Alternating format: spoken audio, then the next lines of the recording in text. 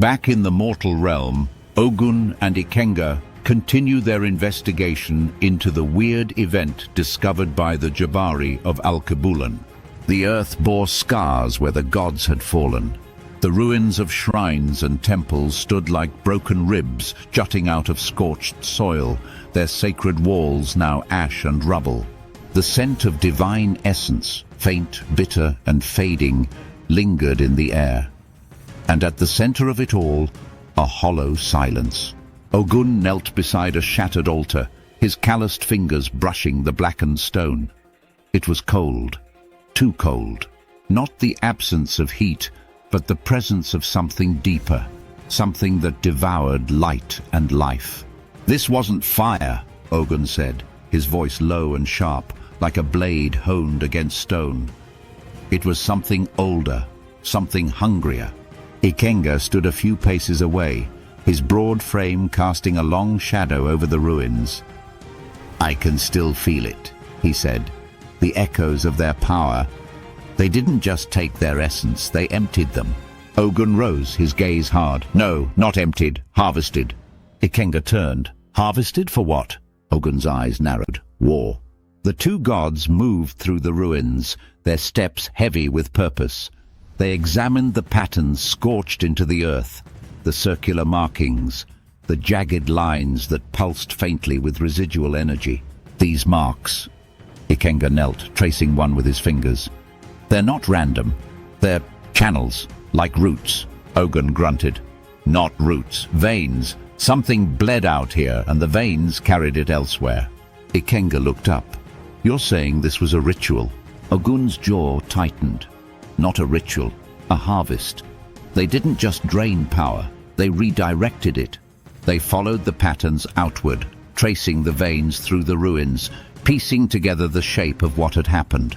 It was Ikenga who found the first clue, a fragment of stone, half buried in the dirt, etched with symbols that shimmered faintly with dark energy. "This," Ikenga held it up, his voice low, "this is from the Orb of Anti-Creation." Ogun's eyes darkened. "Then it's worse than I thought." As they walked, Ogun's mind wandered to Amadioha, the storm that walked among gods. He spoke without looking at Ikenga. "Do you think he knows?" Ikenga frowned. "Know what?" "What he is," Ogun said. "What he carries inside him." Ikenga shook his head. "Amadioha is strong, but he's reckless. He thinks like a hammer, always ready to strike. He doesn't ask why." Ogun stopped and turned. "He doesn't ask why because he doesn't know how.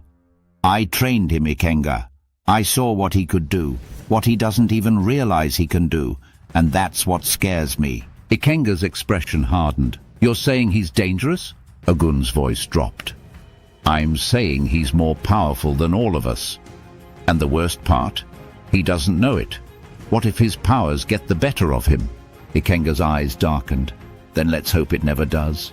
They continued their investigation, piecing together fragments of shattered shrines and scattered symbols. It was Ikenga who again first noticed the pattern, the way the markings stretched outward, not in chaos, but in direction. "They're moving," he said, his voice sharp. "Everything points south." Ogun's eyes narrowed. "To the water gods?" Ikenga nodded. "If they're draining power, they'll go where it flows. Rivers, seas, currents. They're heading for the guardian of the rivers. They are heading to Ide Mili, the river goddess. We must hurry." Ogun cursed under his breath. "Then we don't have time. We have to intercept them before they reach him."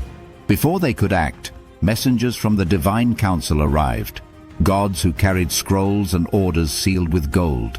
They spoke of deliberations, of meetings to determine the next course of action. Ogun barely let them finish. "You think the monsters are waiting for your counsel?" His voice cut through their words like a blade. "You think they'll hold their fire until you decide which god speaks first?" Ikenga stepped forward, his presence like a boulder breaking the tide. "Enough talk. We move now. If the council has a problem with that, they can take it up with us after we've saved their skins." The messengers hesitated but said no more. Ogun turned to Ikenga. "Gather what we need. We leave at first light." Ikenga nodded, his jaw set. "And if we don't make it in time?" Ogun's eyes burned. Then we make sure they remember what it means to fight a god.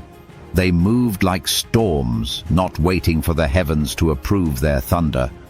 But what they could not see, what even their strength could not predict, was that storms do not only clear the skies, sometimes they shatter the ground. And as Ogun and Ikenga prepared for battle, the earth stirred and the heavens rumbled.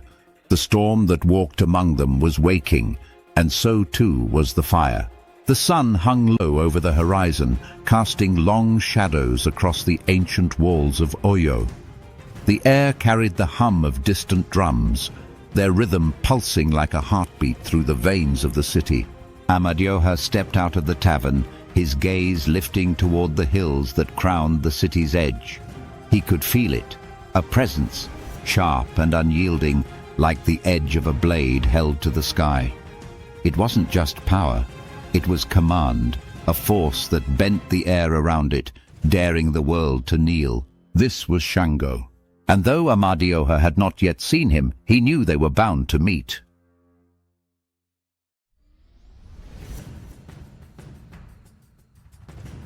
But Amadioha was not here to fight. He had walked among mortals, listened to their voices, and seen their struggles.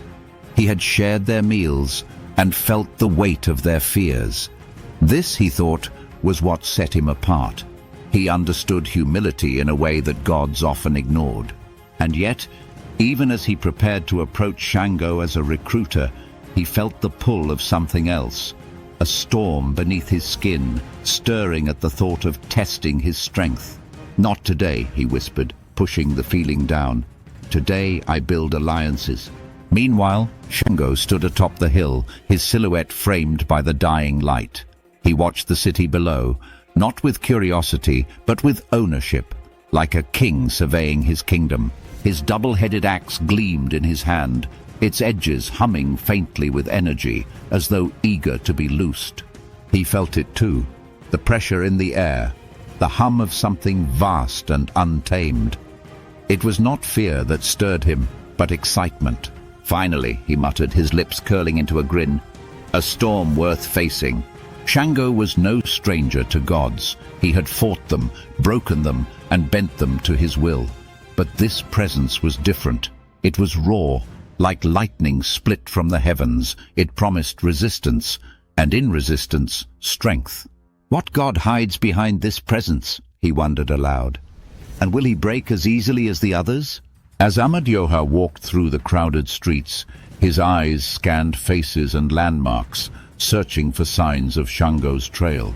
He stopped briefly at a shrine where a group of children danced, their voices raised in praise to the god of thunder and fire. He listened to their chants, feeling the weight of reverence behind their words. Shango was more than a god here. He was a legend, a symbol of strength and victory. And yet, Amadioha could not shake the thought that strength alone was not enough. Victory without wisdom was short-lived. In the hills above, Shango's thoughts mirrored Amadioha's, but from a different vantage. He had no interest in alliances or compromise. He sought proof of his own strength and the limits of others. "This storm," he said, "will either bow or break." Neither god knew the other's intent. Amadioha sought unity, believing that battles were fought with strategy as much as with strength. He saw Shango as an ally, someone whose power could turn the tides of the war. Shango, on the other hand, saw Amadioha as a challenge, a rival to be tested before earning his respect. And so, as the storm and fire moved toward one another, neither realized that their meeting would shape the fate of the heavens. The drums in Oyo grew louder, echoing through the hills. Mortals danced, oblivious to the tension rippling through the skies.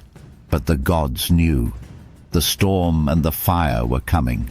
Two gods walk separate paths, yet the same storm calls to them both. One seeks to build, the other seeks to break. And though their hands have not yet clashed, the thunder rolls and the fire burns. But what happens when the storm meets the fire? Will they temper each other or consume the world in their clash? The answer lies not in power but in purpose. and soon the purpose will be tested.